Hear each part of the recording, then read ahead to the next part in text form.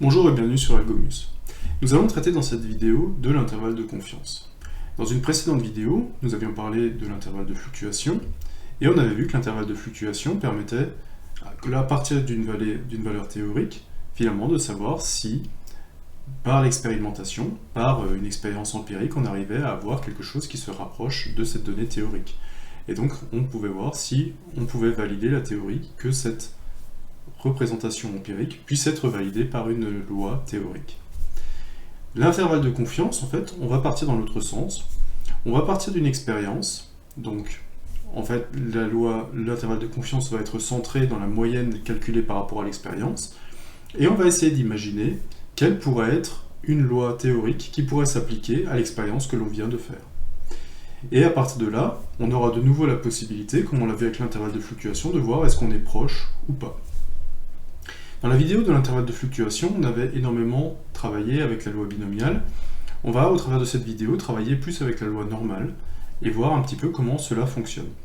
Et le travail avec la loi normale va nous aider à comprendre d'où viennent certains coefficients qu'on avait déjà vus en intervalle de fluctuation, notamment ce 1,96 qui était utilisé au moment du calcul de l'intervalle de fluctuation. On va comprendre d'où vient ce 1,96, comment il est déterminé, comment est-ce qu'on l'obtient. Donc, sans plus entendre, je vous propose d'essayer de discuter un petit peu de l'intervalle de confiance. Alors, l'intervalle de confiance, qu'est-ce que c'est? Donc, c'est un intervalle qui est naturellement défini par une borne minimum et une borne maximum, mais cette fois-ci, en fait, c'est la proportion théorique qui n'est pas connue. On va essayer de l'estimer au travers de l'expérience. Donc, pour l'instant, on ne connaît pas la donnée théorique, on va essayer de faire des expériences, on va lancer des expériences empiriques, on va essayer d'en trouver quelle pourrait être la moyenne de cette expérience, et on va essayer de déterminer quelle est finalement la loi théorique qui pourrait s'appliquer à notre expérience. Donc c'est la grande différence entre l'intervalle de confiance et l'intervalle de fluctuation. L'intervalle de fluctuation est centré sur la valeur théorique, alors que l'intervalle de confiance est centré sur la valeur empirique. Donc l'intervalle de confiance se détermine sur la fréquence observée. L'estimateur d'un paramètre déterminé de manière empirique peut varier d'un échantillon à l'autre, naturellement. Puisqu'on est basé sur l'expérimentation, naturellement, qu'entre deux expérimentations, on peut avoir des différences. Si par exemple on parle de médecine, comme c'est le cas beaucoup en ce moment, effectivement, on peut essayer de voir si un traitement fonctionne, mais ce traitement, en fait, a des fortes chances le fonctionnement de ce traitement a des fortes chances de varier suivant le patient. Dépend de l'immunité du patient, dépend de l'âge du patient, dépend des autres maladies que peut avoir le patient, et ainsi de suite. Donc on n'aura pas forcément la même réponse sur chacun des patients.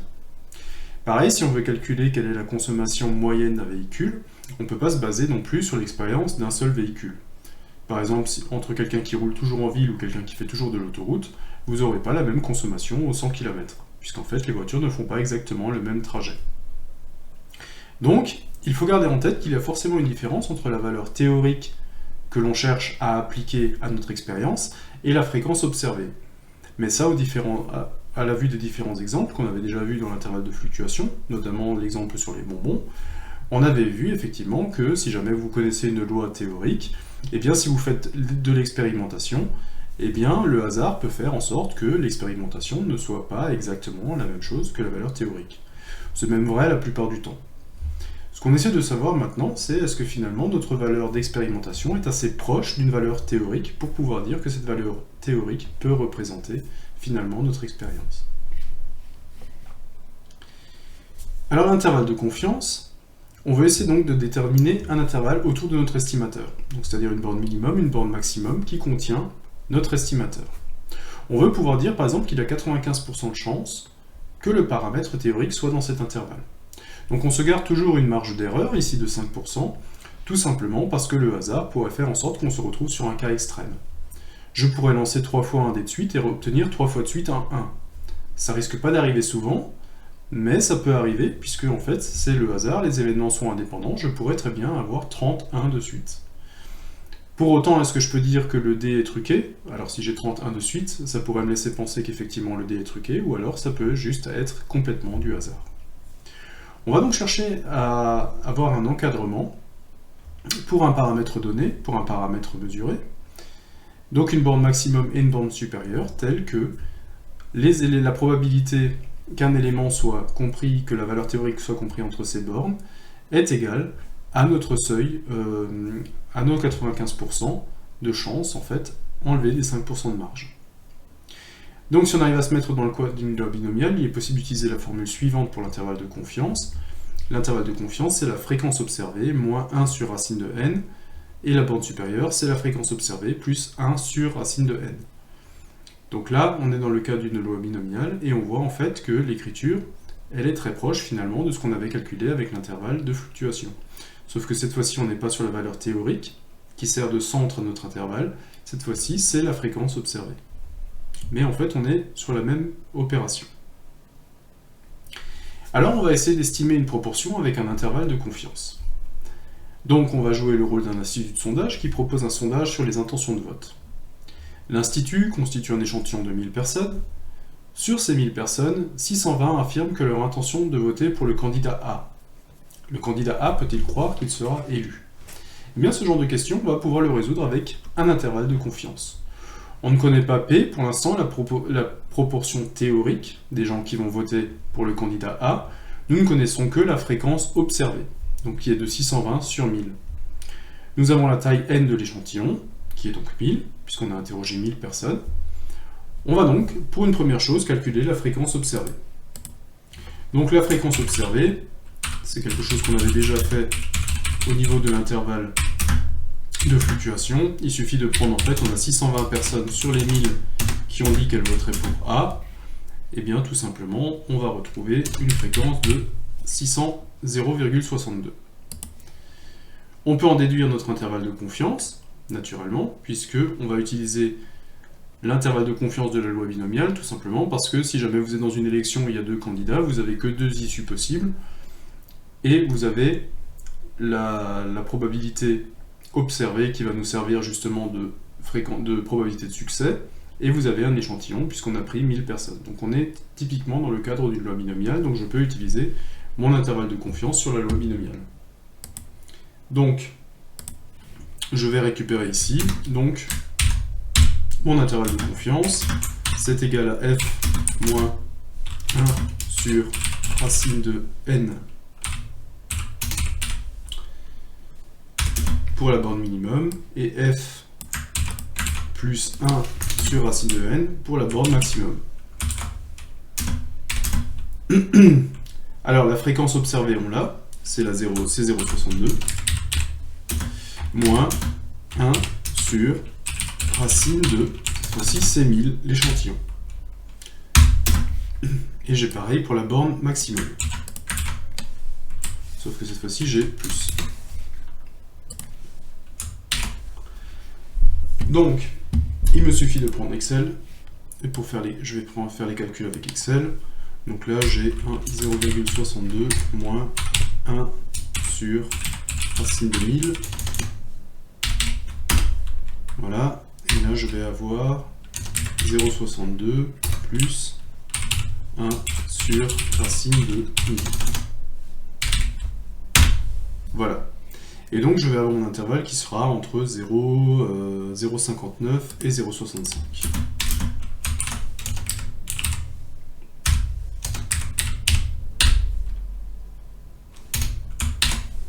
Voilà, et j'ai donc déduit mon intervalle de confiance. Alors, j'ai déterminé mon intervalle de confiance, et la borne inférieure de l'intervalle de confiance nous donne une grosse information. En effet, si je regarde, en fait, puisque je suis parti de la fréquence observée du nombre de votants qui allaient voter pour A, l'intervalle de confiance veut dire que j'ai 95% de chance que la proportion de gens qui va voter pour la personne A soit compris entre 59% et 65%. Donc ça veut dire quoi? Ça veut dire que si au-delà de 50%, mon candidat A est élu, eh bien là il a un intervalle de confiance où dans 95% des cas, eh bien au minimum 59% des gens vont voter pour lui. Et donc en fait, on en déduit, grâce à cet intervalle, que avec un seuil de 95%, avec 95% de chance, eh bien ça veut dire que le candidat A a des grandes chances de l'emporter, puisqu'effectivement la borne minimum de l'intervalle de confiance est supérieur à 50%. Et 50%, c'est les votes qu'il lui faut pour remporter l'élection. Enfin, 50 plus une voix. Ok, donc voilà un premier exemple de calcul avec l'intervalle de confiance que l'on avait basé sur une loi binomiale.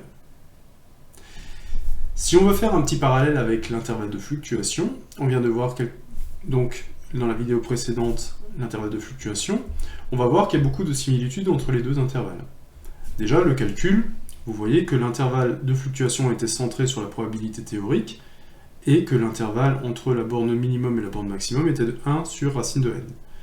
Pareil pour l'intervalle de confiance, mais cette fois-ci on parle de la fréquence observée et on enlève 1 sur racine de n pour avoir la borne inférieure, 1 sur racine de n pour la borne supérieure. On avait expliqué lors de la vidéo de l'intervalle de fluctuation que plus n augmentait, donc plus la taille de l'échantillon était grande, en fait plus l'intervalle se resserrait. Et donc c'est tout à fait vrai également pour l'intervalle de confiance. Plus on a d'éléments dans notre échantillon, plus l'intervalle se rétrécit, puisque ça traduit naturellement que plus on a un échantillon grand, plus on est représentatif normalement de la population totale. Donc si jamais je devais reprendre l'exercice précédent sur l'intervalle confiance avec un échantillon de 10 000, dont 6200 votent A, en fait, je pourrais reprendre exactement la même chose. Cette fois-ci, j'aurais juste un intervalle plus grand. Donc je recalculerai ma fréquence observée. Donc la fréquence observée ne changerait pas, puisque cette fois-ci, je serais simplement à 6200 sur 10 000, qui serait également à 0,62. J'ai multiplié par 10 au dénominateur, j'ai multiplié par 10 au numérateur, donc j'ai pas de changement dans ma proportion. J'ai un changement, par exemple ici, je serai sur racine de 10 000, et racine de 10 000, je vais juste le changer là-dedans dans Excel, et je vais tomber une proportion de 0,61, 0,63. Donc vous voyez que là, en fait, l'intervalle s'est resserré, j'étais à 0,59, 0,65, je suis maintenant à 0,61, 0,63, donc en fait, plus l'échantillon augmente, en fait, plus l'intervalle se resserre, parce que plus je suis précis sur la connaissance, finalement, de la population que j'observe. Donc voilà pour le calcul de l'intervalle de confiance avec une loi binomiale. On va maintenant passer à une loi normale. Donc la loi normale, pareil, il y a une vidéo sur la chaîne qui est disponible pour expliquer quelles sont les propriétés de la loi normale. Donc c'est important de les connaître parce qu'on va les utiliser au travers de cette vidéo. Donc, ce qu'on va voir maintenant, on va voir qu'il est naturellement possible de bâtir des intervalles avec une loi normale. Donc la loi normale, elle est définie par son espérance m et son écart type sigma. Donc là, c'est la définition d'une loi normale, n, avec m espérance, sigma, qui est l'écart type.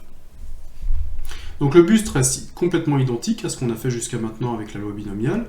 On veut juste déterminer un intervalle AB, tel que 95% des cas, dans 95% des cas, M appartiennent à l'intervalle AB. Donc c'est-à-dire que M est l'espérance théorique, et on veut bâtir un intervalle AB autour d'une valeur observée, telle que la valeur théorique a 95% de chance d'appartenir à l'intervalle que l'on vient de définir. Donc la taille de cet intervalle va déterminer le niveau de confiance de l'intervalle. Tout simplement, les 95% vont nous permettre de dire que 95% des cas vont être dedans, 5%, c'est la marge d'erreur que l'on a spécifiée sur ce genre de cas. On laisse toujours une marge d'erreur parce qu'en fait on n'est pas à l'abri de cas extrêmes.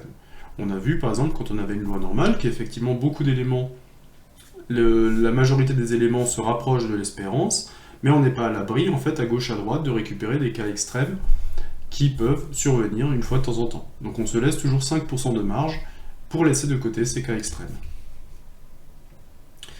Alors on va le faire avec un petit cas pratique, et on va expliquer comment fonctionne l'intervalle de confiance avec la loi normale. Et pour cela, on va se baser sur énormément de choses qu'on avait déjà vues sur la loi normale, et on a vu aussi qu'on pouvait, une loi normale, on pouvait la basculer sur une loi normale centrée réduite, qui nous permettait de simplifier les calculs et d'utiliser la table de la loi normale. Alors, comment est-ce qu'on va faire? Eh bien tout simplement, on va déjà calquer notre loi normale, si on part d'une loi normale n sigma, qui est ici, on va essayer, finalement, de voir quel pourrait être l'intervalle, tel que la probabilité que mon x soit entre m moins h, m plus h, Donc, qu'est-ce que je veux faire ici, tout simplement? C'est de dire tout simplement, je prends du moins. J'ai ici un intervalle, j'ai centré en M, et j'ai ici donc mon intervalle,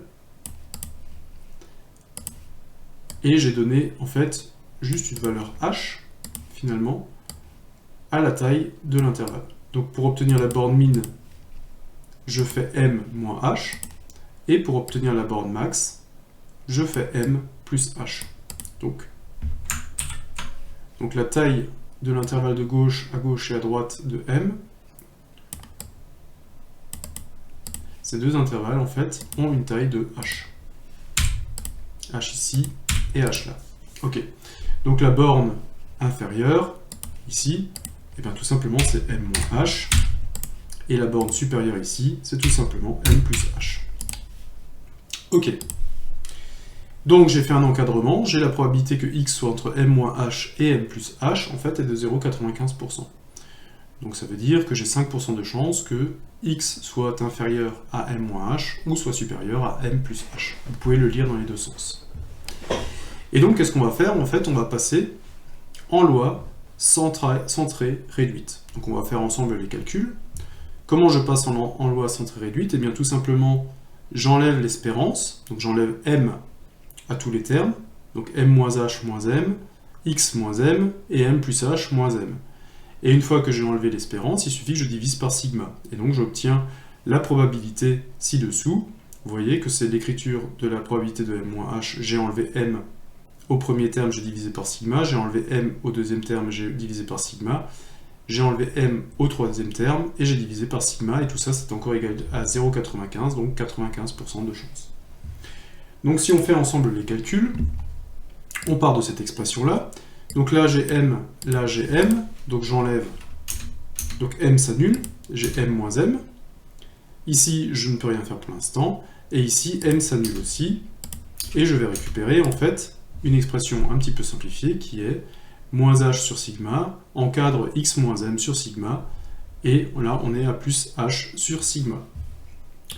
Donc ensuite, on va calculer tout ça, c'est toujours égal à 0,95, et on va essayer de se rapprocher avec les propriétés de la loi normale. Donc ici, j'ai effectivement toutes les étapes, on va les faire ensemble, et on va voir en fait comment ça fonctionne.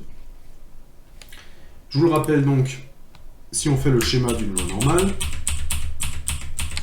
on va faire ça rapidement, on va faire le schéma d'une loi normale, hop, voilà, on va faire une loi normale qui ressemble à peu près à ça.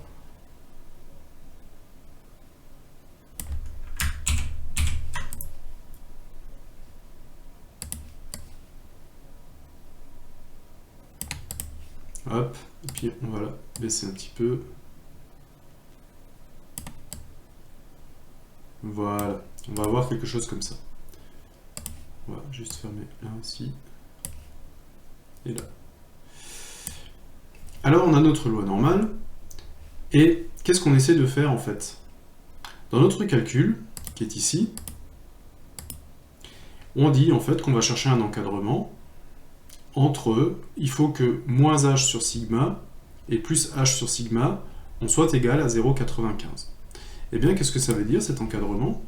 Tout simplement que ici on va avoir quelque part, alors je ne le fais pas forcément à l'échelle, hein, c'est juste pour comprendre comment ça fonctionne, je vais avoir ici un intervalle, je vais avoir ici un intervalle. Et ce que je veux, c'est que la proportion des individus qui se trouvent entre cette borne minimum et cette borne maximum, en fait, soit égale à 95%. Quelle est la valeur de cette borne minimum? Eh bien, on l'a vu dans notre expression, c'est moins h sur sigma. Et ici, en fait, on est à plus h sur sigma. Et nous, ce qu'on essaie d'avoir, c'est la proportion qui est ici en vert, c'est les 95%. Donc il faut que ce qui est la probabilité, telle que je l'ai écrit là, la probabilité que x moins m sur sigma soit compris entre moins h sur sigma et plus h sur sigma est égal à 0,95%. Alors qu'est-ce qu'on va faire ici? bah, tout simplement, c'est quelque chose qu'on n'arrive pas à résoudre forcément comme ça, cet intervalle, mais on va pouvoir le traduire. Qu'est-ce qu'on va le traduire? Comment on va pouvoir le traduire? Eh bien, tout simplement, cette surface verte, la probabilité que l'individu se retrouve dans cet intervalle-là, eh bien, tout simplement, c'est la somme de toutes les probabilités, donc c'est 1, donc je vais pouvoir l'écrire comme ça, 1 moins quoi? Eh bien, 1 moins les deux parties qui se trouvent à gauche et à droite, donc 1 moins cette partie rouge que je trace à droite, et 1 moins cette partie rouge que je trace à gauche. Et vous allez voir qu'on va passer d'un intervalle, on va passer à quelque chose de plus... on va passer d'un intervalle à une notion qui est plus de l'ordre de l'inégalité. Et c'est ce qu'on va essayer de faire pour pouvoir appliquer la table de la loi normale centrée réduite. C'est la seule façon d'y arriver. Donc je vais faire, en fait c'est la probabilité totale, 1, moins ce qui est en rouge à gauche, et moins ce qui est en rouge à droite. Donc, qu'est-ce qui est en rouge à gauche? On va essayer de garder l'image à côté pour faire nos calculs. Quelle est cette probabilité-là? Eh bien, tout simplement, c'est la probabilité que... Alors, je vais le reprendre. Pour me faciliter la vie, je vais reprendre directement la fonction. La probabilité, en fait, que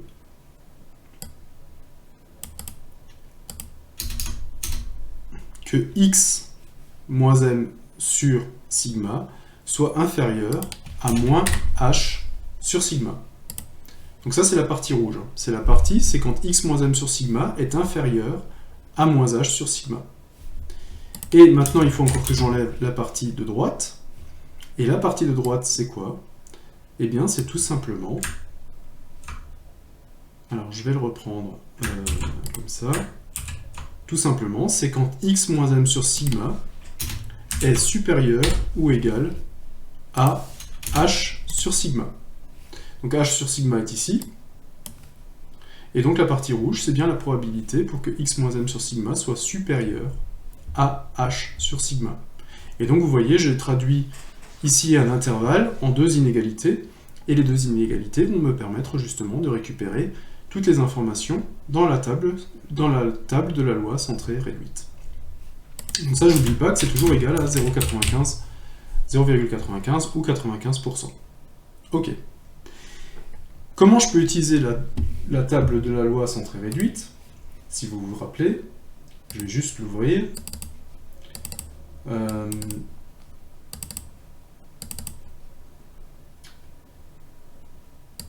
La table normale centrée réduite, si vous vous souvenez bien, on pouvait la lire à partir du moment où on avait,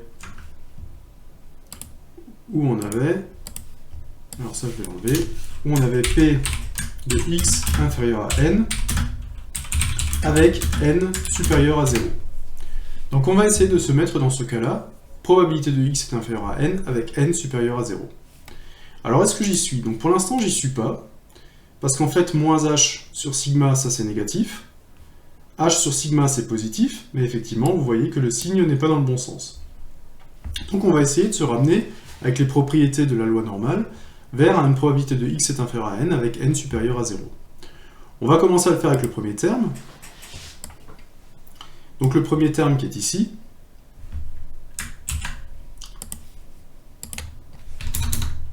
Alors, ça c'est égal à quoi? On a vu tout à l'heure, quand on avait regardé le schéma, en fait ça c'est la partie rouge de gauche. C'est la probabilité que x soit inférieur à moins 1 sur sigma. Et on s'aperçoit en fait que cette proportion est finalement exactement la même que la proportion que on est à plus h sur sigma. Vous voyez que les deux proportions sont identiques. Donc, ce que je peux dire tout simplement, c'est que au lieu de garder ce terme-là, je peux simplement dire, en fait, j'enlève deux fois la proportion de x moins m sur sigma supérieur à h sur sigma. Puisqu'en fait, je suis vraiment, là, j'ai normalement la même R qu'ici, puisque la loi normale est symétrique, et donc j'ai la même proportion d'un côté et de l'autre. Donc j'enlève deux fois la proportion, ce qui me simplifie déjà les calculs. Ok. Donc, à partir du moment où j'ai cette probabilité-là, en fait, pour l'instant, je sais que h sur sigma est positif, mais par contre, je ne suis pas encore dans le bon sens. Donc, qu'est-ce que je peux faire? Eh bien, je vais essayer de me mettre dans le bon sens, et on va essayer de le comprendre avec la loi ici. Donc, j'essaie de déterminer ici la probabilité de la partie, je vais la mettre en violet, donc ce qui est la probabilité que x soit supérieur à plus h sur sigma. Alors, cette probabilité, comment je peux la calculer? Eh bien, tout simplement, je pourrais dire que c'est tout, donc 1, moins la probabilité verte. Et la probabilité verte, c'est quoi? C'est simplement, c'est la probabilité que x soit inférieur à plus h sur sigma. Donc, je vais reprendre mon expression ici, et je vais transformer... Non. Pourquoi il va me mettre moins 2? Non. Je vais transformer cette expression-là. Donc je vais ouvrir la parenthèse. Je vais la fermer ici. Et cette expression, en fait, c'est quoi? C'est 1 moins... 1 moins quoi? Eh bien, je regarde ma courbe. C'est la probabilité que x soit inférieur à plus h sur sigma. Donc cette fois-ci, on est soit inférieur à h sur sigma. Et cette fois-ci, j'ai gagné, puisque cette probabilité, en fait, de h sur sigma, ça je sais que c'est positif, et je suis bien dans le cas où j'ai un p de x inférieur à quelque chose de positif. Ok, donc maintenant, je peux utiliser ma loi normale centrée réduite. Donc là, on est bon. Donc je vais commencer à faire les calculs, et je vais voir ce que je vais obtenir. Donc, ici, alors qu'est-ce que j'ai ici? Je vais déjà prendre le 1 et je vais faire moins 1 sur les termes de gauche et sur les termes de droite. C'est énorme ce qu'il essaie de me faire à chaque fois. Donc, si j'enlève 1 à la partie de gauche, eh bien ici je n'ai plus 1. Et là, je vais enlever 1, ce qui va me donner finalement moins 0,05. J'ai aussi un moins, le moins 2 qui multiplie tout, et j'ai un moins ici, donc je vais aussi directement enlever le moins.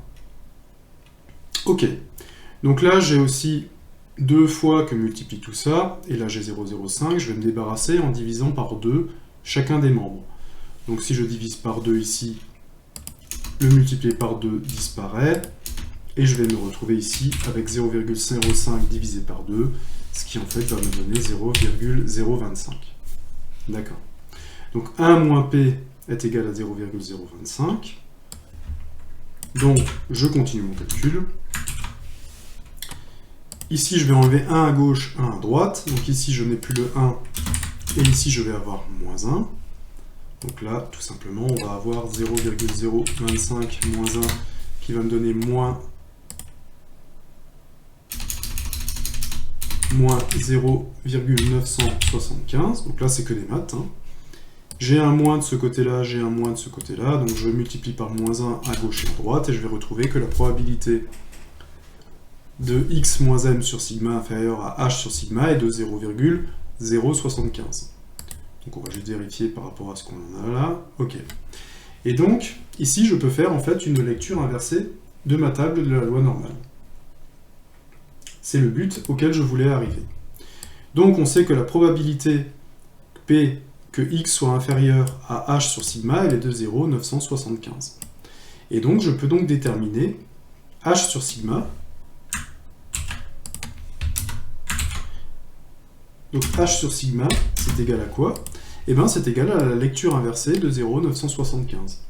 Je prends donc ma table normale, et je vais chercher 0,975. 0,975, je le trouve ici. Et je le trouve pour quelle valeur? Eh bien, je le trouve pour 1,96. Ah, tiens. Ça, c'est intéressant. C'est intéressant parce qu'1,96, c'est un coefficient qui nous dit quelque chose. 1,96, c'était le coefficient qu'on voulait utiliser quand on voulait calculer l'intervalle de fluctuation à un seuil de 95%. Eh bien, en fait, on le voit, 1,96, c'est effectivement la lecture inverse quand on utilise un seuil de 95%. On vient de le démontrer, qu'on arrive à trouver un coefficient de 1,96. Et donc, si on va aller un petit peu plus loin, on peut dire simplement que h est égal à 1,96 multiplié par sigma. Non, juste sigma. Non. 1,96 sur sigma. Et donc c'est ce qu'on voulait obtenir. Et donc maintenant, ce qu'on aimerait faire, c'est généraliser un petit peu, parce que on avait compris que d'utiliser 1,96, le coefficient 1,96 dans le calcul de l'intervalle de fluctuation, ça nous permettait de récupérer un intervalle de fluctuation au seuil de 95%. Ce qu'on aimerait, c'est trouver aussi comment est-ce qu'on peut calculer systématiquement ce coefficient pour des seuils, par exemple, à 90%, à 97% ou à 99%. On va généraliser ce cas-là, et on va voir comment ça marche. On en a déduit que h est égal à 1,96 multiplié par sigma. On va justement utiliser cette nouvelle égalité, et on va la réinjecter dans l'écriture que l'on avait au départ. Alors l'écriture qu'on avait au départ, je vous rappelle, on avait l'écriture suivante. Alors là, j'ai plus autant de division, je vais pouvoir le faire. Je vais le faire avec un notepad. On avait dit qu'on cherchait la probabilité que x soit compris entre la valeur théorique moins h et la valeur théorique plus h. Et là, en fait, on vient de trouver que h est en fait en fonction du sigma de la loi. Et donc, ce que je vais faire, eh bien, tout simplement, je vais considérer, donc là, je suis à 1,96.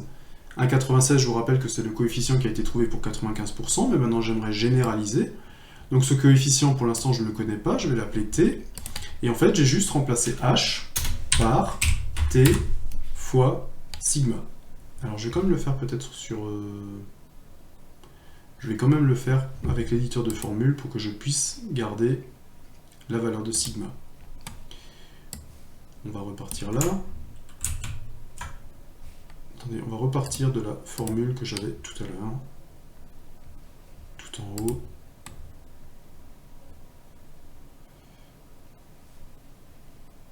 On va repartir de cette formule-là. Et on va garder le sigma. Je vais quand même le faire avec l'éditeur de formules, ça va quand même plus simple. Donc ce qu'on a dit, c'est qu'au départ, on avait encadré en P moins H une autre valeur de x, et qui est inférieure à P plus H. Donc la probabilité que x soit compris dans l'intervalle m moins H, m plus H. Or, on a déterminé que H, c'était dans le cas où on est à 0,95% de seuil, qu'on était à 1,96 multiplié par sigma. Alors moi, pour l'instant, je sais que le 1,96, il correspond au 95% de seuil. Maintenant, j'aimerais généraliser le cas. J'aimerais que ce soit vrai pour tout. Donc je vais remplacer mon h par le coefficient, pour l'instant, que je ne connais pas, que je vais garder en variable. Donc t fois sigma. Et je vais remplacer effectivement aussi ce t fois sigma par le h qui est ici. Et maintenant, je veux généraliser le cas en disant tout simplement que là, je suis sur... alors je vais prendre juste le lambda, ce qui va m'éviter de le rechercher. Donc cette fois-ci, j'ai un seuil lambda qui est aussi une variable. Et on va voir comment est-ce qu'on peut généraliser ça. Donc là, je suis dans le cas le plus générique possible. J'ai utilisé t qui correspond à mon coefficient que je cherche. J'ai gardé le sigma parce que j'ai vu que h c'était le coefficient fois sigma. Et cette fois-ci, j'ai plus 95%, j'ai lambda qui va symboliser finalement le seuil. Et quand je vais arriver à calculer ça, tout simplement, je vais pouvoir justement avoir une expression généralisée pour obtenir le coefficient en fonction de lambda. C'est ce que j'essaie de faire. Je vais essayer de calculer le coefficient pour que je puisse calculer le coefficient facilement en fonction de lambda. Est-ce que j'ai tout qui est en place pour y arriver? Oui. Donc là, je suis à ce niveau-là. Et donc, encore une fois, on va passer avec cette expression en loi centrée réduite. Alors, si je passe en centrée réduite, je vais juste récupérer ça pour que je ne sois pas obligé de réécrire toutes les inégalités.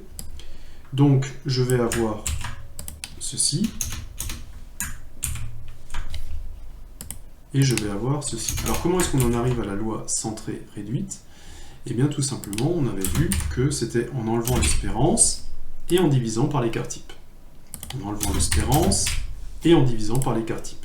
Donc là, je l'ai fait sur les membres de gauche, sur le membre du milieu et sur le membre de droite. Ok. Donc, en fait, tout simplement, donc si je simplifie un petit peu mon écriture, bah, on va voir en fait, comme tout à l'heure, j'ai m moins m, donc m s'annule. J'ai m moins m, donc m s'annule. Qu'est-ce que je récupère ici? De toute façon, je vais récupérer moins t fois sigma sur sigma. Donc en fait, on s'aperçoit qu'on peut simplifier ici par sigma. Et qui reste dans le membre de gauche, il reste t. T. Ok. Et là, je peux simplifier par sigma aussi. Et il me reste t. Donc là, je peux laisser 1 à la limite. Okay. Donc en fait, on se retrouve sur l'expression, finalement, que p de x est compris entre... Alors ça, c'est toute la formule. On va le garder. Hop. Est compris, finalement, entre t et moins t. A qui est égal à pas 0,95, justement. Je voudrais garder ça en inconnu pour pouvoir donner t en fonction de mon seuil, de n'importe quel seuil. D'accord. Ok. Alors là, je vais avoir l'opération que j'ai fait déjà tout à l'heure. C'est que je me suis retrouvé ici sur un intervalle, et moi, je vais essayer de me retrouver sur deux inégalités. Alors, comment je fais ça? Eh bien, je fais exactement la même chose que j'ai fait tout à l'heure, sauf que cette fois-ci, si vous avez bien compris, là, je ne vais plus avoir moins sigma, moins h sur sigma, mais je vais avoir, finalement, moins t, non, en noir, voilà, moins t et plus t. Ok. Donc, ce que je veux avoir dans un premier temps, c'est de dire, eh bien, comment je récupère mes 95% qui sont compris entre moins t et plus t? Eh bien, tout simplement, je peux dire que c'est... Alors, je vais me remettre sur le côté. Je vais juste vérifier qu'on voit bien ce que j'écris. Ouais. Tout simplement, je peux dire que c'est la totalité, l'ensemble des probabilités, moins, eh bien, j'enlève la probabilité que x moins h sur lambda est inférieur à moins t. Donc c'est-à-dire que je prends toute la probabilité et j'enlève la partie rouge de gauche. Et donc là, il me reste encore à enlever la partie rouge de droite. Et la partie rouge de droite, c'est quoi? C'est juste la probabilité que P de x moins m sur t soit supérieur à t. Ok. Et donc ça, c'est égal naturellement à lambda. Donc, on en arrive à cette formule-là. Et on s'aperçoit en fait que, de nouveau, ce qui est en rouge ici à gauche et ce qui était en rouge ici à droite, en fait, c'est la même R, c'est la même probabilité, et donc en fait, ces deux probabilités sont identiques. Et donc je vais garder plutôt celle-là qui m'arrange parce que le t est déjà positif, donc je vais garder plutôt cette probabilité, et je vais dire en fait que ça c'est égal finalement à 1 moins 2 fois la probabilité que P de x moins m sur sigma est supérieur à t. Ok. Donc là, je ne suis toujours pas dans le cas qui m'intéresse, puisque je vous rappelle que dans le cas qui m'intéresse, il faudrait que j'ai, pour que je puisse faire une lecture dans la table de la loi normale centrée réduite, il faut que j'ai P de x inférieur à n, avec n supérieur à 0. Alors je vais essayer de me mettre dans ce cas-là, donc j'ai déjà t qui est supérieur à 0, mais j'ai juste un problème de signe ici. P de x moins m sur sigma supérieur à t, tout simplement, c'est la partie rouge de droite. Donc je vais la mettre en violet, c'est cette partie-là que je cherche. Encore une fois, comment je vais déterminer cette partie-là?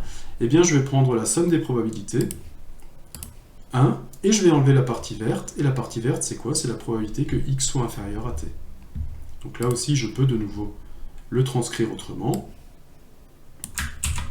Je vais faire en sorte que ça, on soit juste en fait inférieur à t. Donc ça, c'est 2 fois 1 moins la probabilité qu'on soit inférieur à t. Tout simplement. Donc, on va calculer tout ça. On va calculer cette probabilité-là. Je vérifie juste que je ne me sois pas trompé dans les différents calculs. Donc, pour l'instant, 2p de x inférieur à t moins 1. Ok. On va essayer de voir. Je fais juste en sorte que je ne me sois pas trompé dans les calculs. mais je pense que c'est pas le cas. Ok.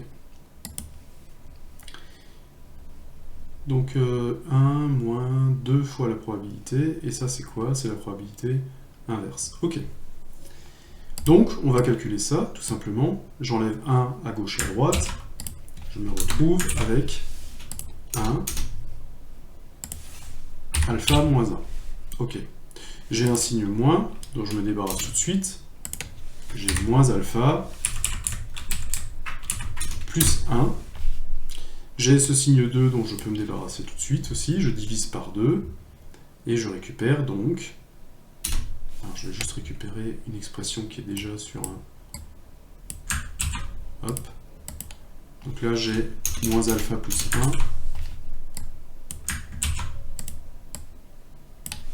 Moins alpha plus 1 sur 2. Donc, là, je peux me passer du coup des parenthèses. J'ai 1 ici, je vais l'enlever. Donc je vais faire moins 1 sur le membre de gauche, je vais faire moins 1 sur le membre de droite. Donc ici, j'ai perdu mon moins 1. Ici, ça veut dire que je fais moins 1, ça veut dire que je fais moins 2 sur 2. Et donc ici, je récupère moins 1 sur 2. En fait, alors pour faire toutes les étapes, je fais simplement ça.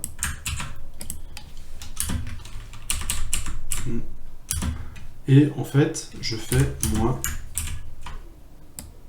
1. Mais moins 1, c'est quoi? C'est moins 2 sur 2. Et moins 2 sur 2, ça me donne quoi? Ça me donne plus 1 moins 2. Ça me donne moins 1 sur 2. Ok. Et donc, en fait, je cherche que la probabilité de t... Alors non, ça c'est moins, pardon. Il y a encore un moins qui est ici. Puisque j'ai enlevé 1. Et donc, en fait, le moins, je vais l'enlever ici. Et donc, en fait, je vais également retourner les signes ici, multipliés par moins 1, chacun des deux opérandes. Et donc, je me retrouve sur la probabilité, en fait, que x moins 1 sur sigma est inférieur à t est égal à alpha plus 1 sur 2. Je vérifie juste au niveau des calculs que je suis toujours correct. Ok, on est bon.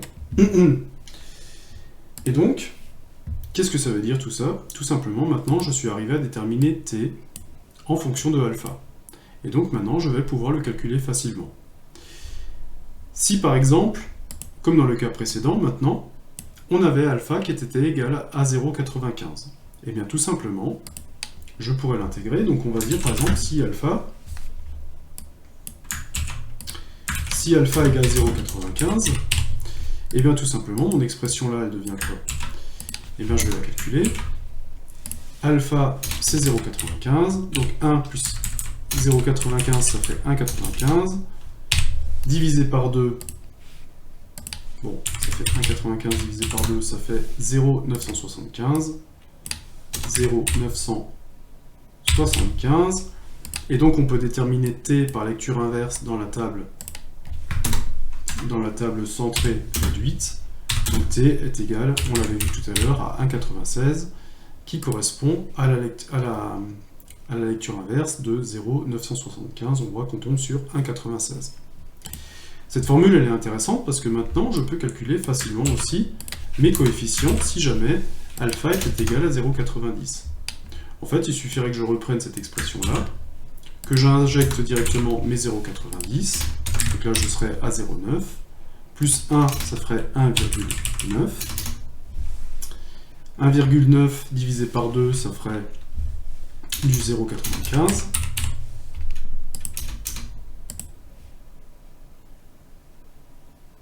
C'est ça, hein. Je peux me vérifier, mais je ne ferai pas... Ok, ça ferait du 0,95.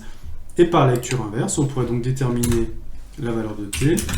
Et la valeur de t, elle serait de quoi, en fait? On prendrait la table de la loi normale centrée réduite, on chercherait notre 0, alors j'ai oublié le chiffre, 0,95. 0,95 se situe là, donc il se situe entre 94,95 et 95,05, donc si on fait une interpolation entre les deux points, on arrive sur 1,645. Donc on est t sur 1,645. Donc là, vous avez la valeur de t, le coefficient, si jamais vous avez un seuil à 90%. Et donc maintenant, ça devient très facile finalement de calculer tous les coefficients que vous aurez besoin pour vos intervalles de fluctuation et vos intervalles de confiance. Voilà, on a fait toute la démonstration. Donc maintenant, il n'y a plus qu'à calculer les intervalles de confiance que l'on a besoin. On va essayer maintenant de le généraliser pour notre intervalle de confiance dans une loi normale. Donc la loi normale, cette fois-ci, elle ne se base pas sur une valeur théorique, elle se base sur une valeur empirique, sur une moyenne mesurée. Donc c'est-à-dire que vous avez fait plusieurs jets, vous avez fait la moyenne de vos jets, la moyenne de vos expériences, et vous savez que la moyenne de vos jets, elle suit une loi normale d'espérance m et d'écart type sigma sur racine de n. Donc, encore une fois, pourquoi on a cette écriture-là? Eh bien, tout simplement, on l'avait déjà vu, plus n va augmenter, plus racine de n va être grand, et donc plus sigma va être petit. Donc, c'est-à-dire, encore une fois, on a la même chose que quand on avait l'intervalle de fluctuation et l'intervalle de confiance sur l'écriture, simplement, quand l'échantillon augmente, en fait, si sigma devient plus petit, c'est que la courbe, en fait, devient de plus en plus resserrée. C'est-à-dire, en fait, qu'on a de moins en moins d'incertitude sur la disparité de la courbe. Donc on va essayer de refaire de repasser en loi centrale réduite de nouveau sur cette expression-là. Donc je vous rappelle qu'on part de l'expression où on essaye de faire en sorte que x est égal à m moins h, et h, on avait vu que c'était t multiplié par sigma, multiplié par l'écart type. Or, sigma dans notre loi, eh bien vous voyez que sigma dans notre loi, c'est cette fois-ci sigma sur n. Et donc on en arrive à l'écriture suivante. Donc je vais la reprendre encore une fois sous Word pour qu'on puisse faire justement un petit peu nos calculs. On va garder un cas très générique, où cette fois-ci on est toujours sur alpha. Et on va essayer d'en faire toutes les opérations mathématiques que l'on peut faire dessus. Alors on va passer naturellement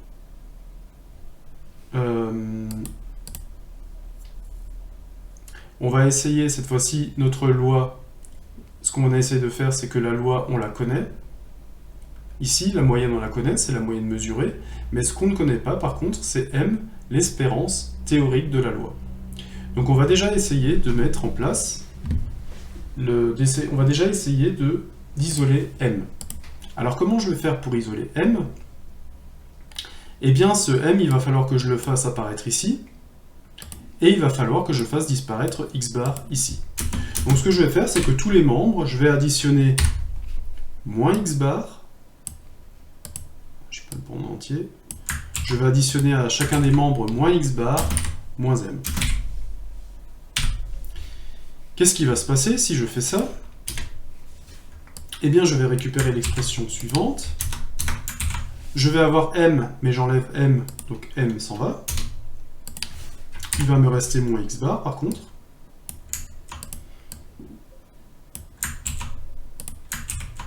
Ici m, j'additionne m, donc m s'en va. Mais il va me rester moins x bar.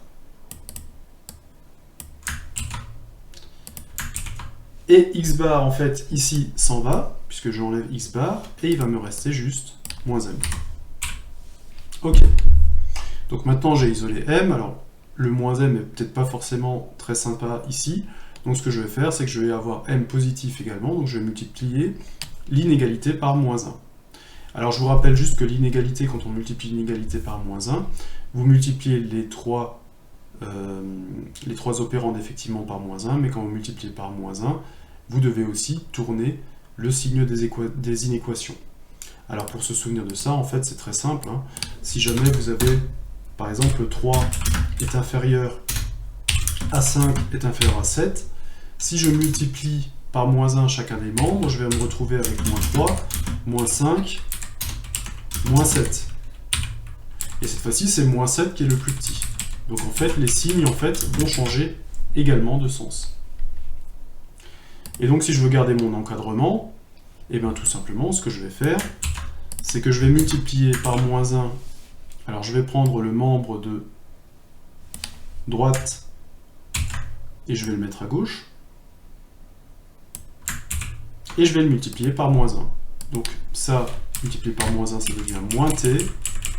et on ajoute finalement x comme ça. Donc celui-là, il devient positif, et le membre de gauche, je vais donc le mettre à droite, pour les raisons qu'on a vues tout à l'heure. Je vais le multiplier par le moins 1, donc ici le moins disparaît, et ici, en fait, on aura plus. Et donc on aura bien, en fait, si je l'écris un peu mieux, on aura notre x bar qui est notre valeur empirique mesurée.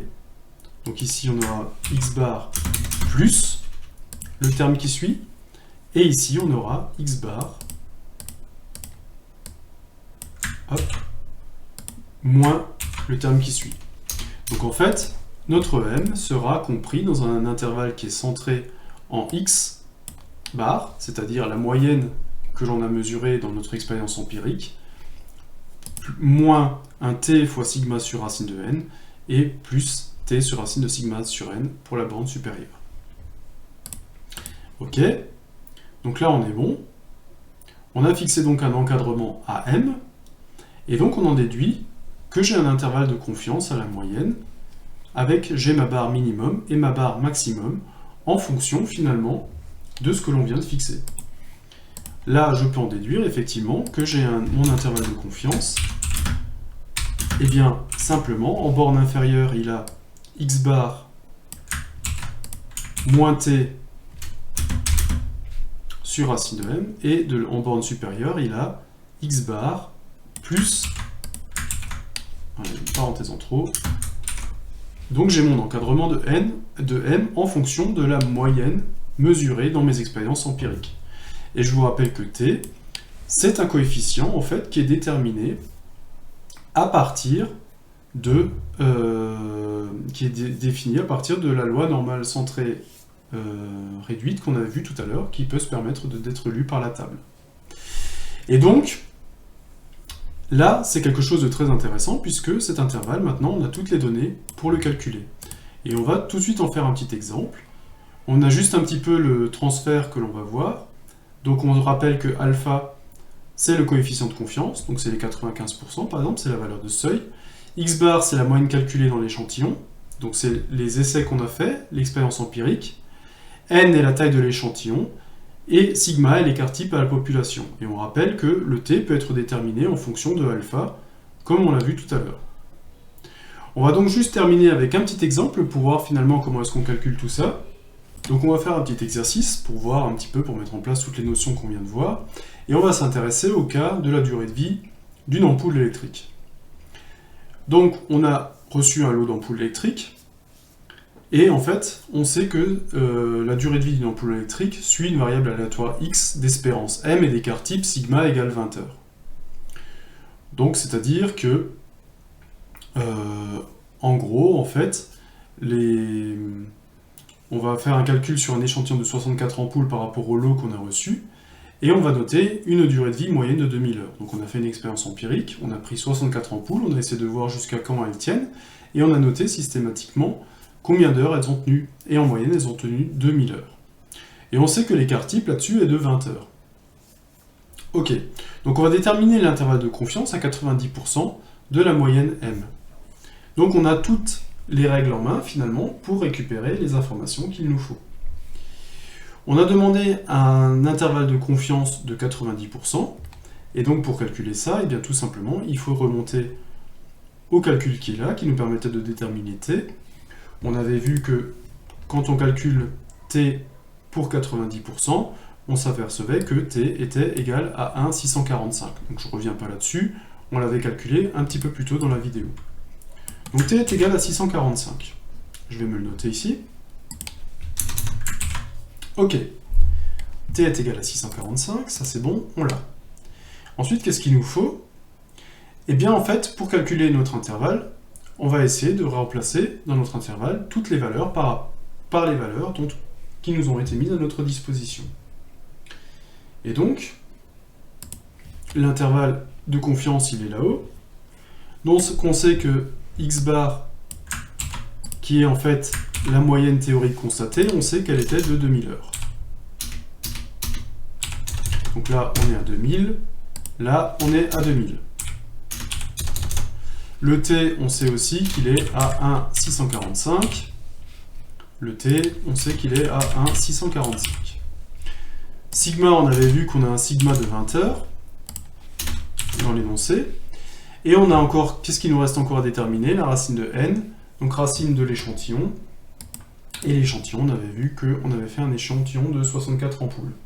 Donc là aussi, j'ai choisi un échantillon de 64 ampoules, justement parce que on a facilement la racine carrée de 64.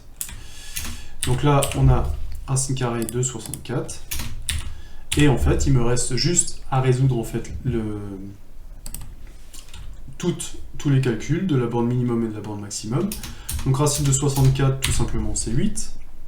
Racine de 64, c'est 8. On a 20 sur 8, donc ça fait 20 divisé par 4, ça fait 5, divisé par 2, ça fait 2,5.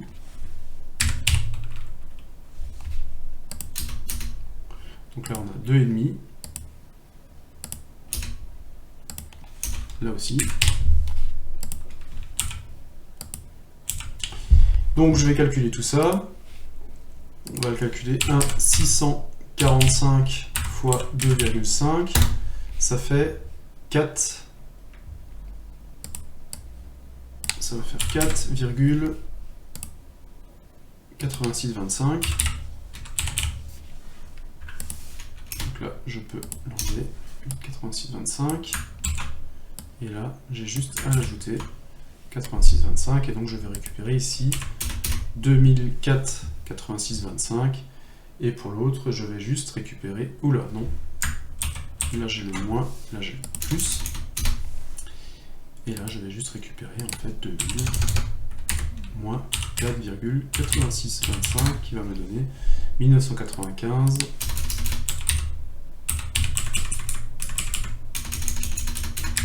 13,75, c'est ça, 1995, 13,75. Ok. Et donc, j'ai récupéré mon intervalle de fluctuation, mon intervalle de confiance, cette fois-ci, pardon. Et mon intervalle de confiance, qu'est-ce qu'il veut dire?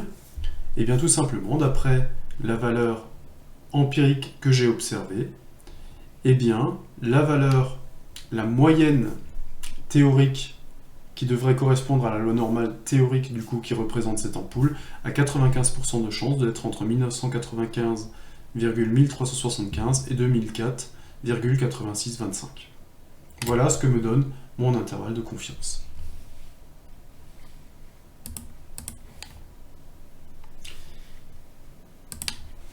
Donc on en termine cette fois-ci avec la présentation de l'intervalle de confiance, ce qui maintenant ajouté à la vidéo sur l'intervalle de fluctuation vous donne une bonne idée de ce que l'on peut faire avec la notion d'intervalle. On a bien mis l'accent sur le fait que l'intervalle de fluctuation était centré sur une valeur théorique et on essayait de voir si une valeur empirique s'en approchait, alors que l'intervalle de confiance, lui, est basé sur une valeur empirique, donc une valeur qui est issue d'expérience ou d'observation, et on essaye d'en déterminer une valeur théorique qui est assez proche. On a vu qu'on pouvait le déterminer sur une loi binomiale, on a vu aussi qu'on pouvait l'avoir sur une loi normale.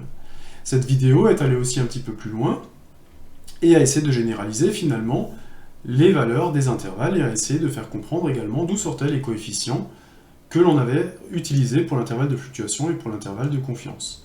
On avait vu maintenant, en généralisant, qu'il était parfaitement possible de recalculer ces coefficients en fonction finalement du seuil qui était donné par le problème. Si on était à 95%, on avait vu qu'on avait toujours un coefficient à 1,96, et si on avait à 90%, on avait vu qu'on avait 1,645.